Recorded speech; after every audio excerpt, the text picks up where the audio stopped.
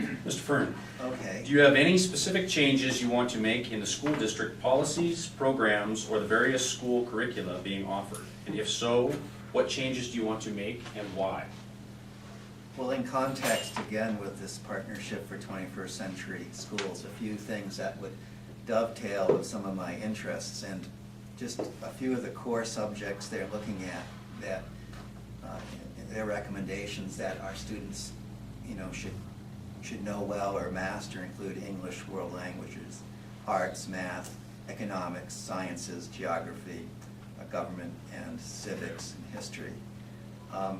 Touching a bit on what Shauna said about world languages, first of all, I'd like to see us in job descriptions, or at least looking at elementary teachers, look at second language. I think that immersion is probably, from a little bit of studying we've done this year, is probably the least effective, least expensive, most effective method of exiting students with a second language. If we agree that preparing our students for a global economy means mastering of many communication skills, along with the possibility of another language or two languages, again, to compete, seek employment. If we agree that's important, and I would hope I think our school board currently does, and a new school board will. If we want to be serious about it, then we need to start very early when kids actually like it, easy to learn. Since we're not in a position, nor do I think we will be in the short term, to hire new teachers to perform these tasks, I think that an immersion program offers the most potential to accomplish that. I think also, again, I would look at how we deal with vocational technology. Also, I think we need to get a clearer picture, maybe within a strategic planning format, of technology, of where we're going with it, though I realize it changes rapidly. We're very fortunate in this district to have a technology levy that essentially rolls over year to year. It allows us to keep up with equipment, but we're going to have to come up with some vision as far as, do we look at laptops as one example, as we look at a new structure or new classrooms in the high school. How will technology blend into that? So those would be my priorities. Thank you. Mr. Vine. Well, I think one of the things that would need to do right off the bat would obviously be to visit with teachers, and I think ensuring that continuing education is present for our teachers is critical. There's one of my favorite Chinese proverbs is learning is like rowing upstream. You're either moving forward or moving backward, and I think maybe our role is to maybe help provide the course of the river, but minimize the headwind, I guess you could say. So hopefully maybe not put too many obstacles in the teachers' paths and the administrators' paths in the direction that they want to take us based on the strategic plan, but also then to help provide that direction through the feedback of continuing education from our teachers and administrators.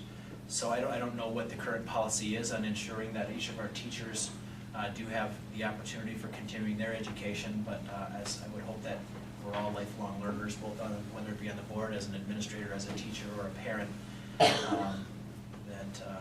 you're never too old to learn. So as far as the curriculum, any curriculum changes, I guess I don't have the depth and understanding of our current curriculum. I guess and looking at moving forward and the transformational time we are in education, and the tools that are available would be to assess, first of all, do we have the tools to be able to provide education in today's learning environment? Do we have the environment and the facilities to do that learning in? And then maybe take a look at the courses that we currently offer and see if those are all still applicable to today's educational needs. I think Peter Drucker said, as soon as a topic becomes outdated, we make it a required course. So, maybe there's some truth to that. Maybe that's more at a university setting, but could it be that there are still courses that we may be teaching in our that maybe that would open up and free us up to provide some of the new levels of learning and some of the new kind of coursework or crossover, as Sean said. And there's a neat new course at FECC, art and math put together. You should see the mechanical engineer's head spin when they enter into that. It's really provides a deep thinking moment for them and a really neat experience, and maybe there's opportunities for our children to experience the same thing. Thank you. Mrs. Francis. So this was the question when I previewed the questions that I felt I wanted to start out by saying right away, I truly understand how difficult organizational change is, managing coffee traders.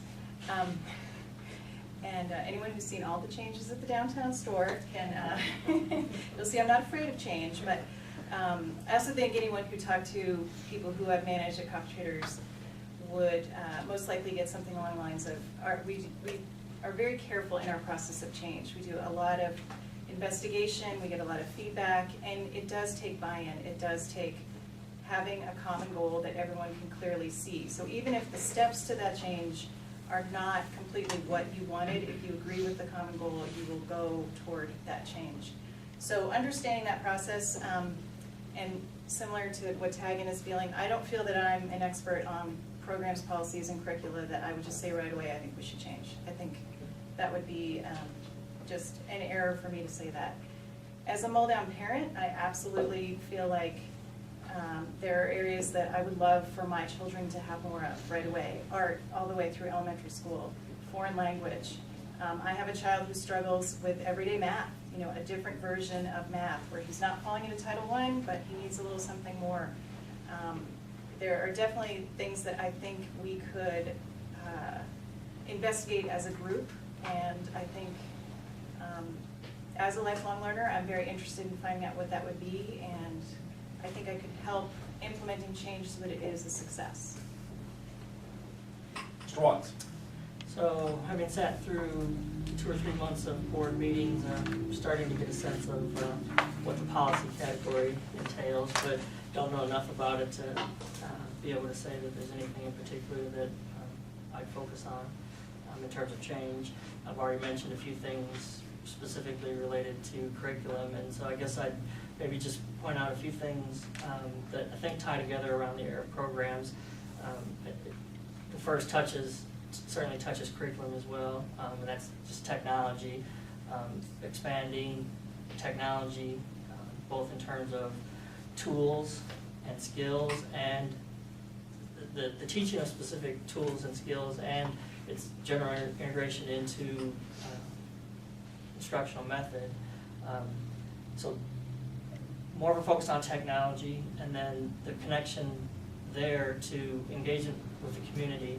I think that there are a lot of ways in which success in the district depends on the partnership between the district and the broader community, and that's more than just an ask of the community. It also, if it's going to be successful, has to include giving something back. And so, for example, as we think about facilities and expanding or improving our facilities, looking for ways to create facilities that can be utilized by many groups out in the community, whether that be continuing education for adults, and their technology obviously would be an interesting curriculum opportunity for continuing education, or any number of other areas where the community can make use of the facilities as a way of building that partnership, building the connection, building that sense of investment and ownership in the education process from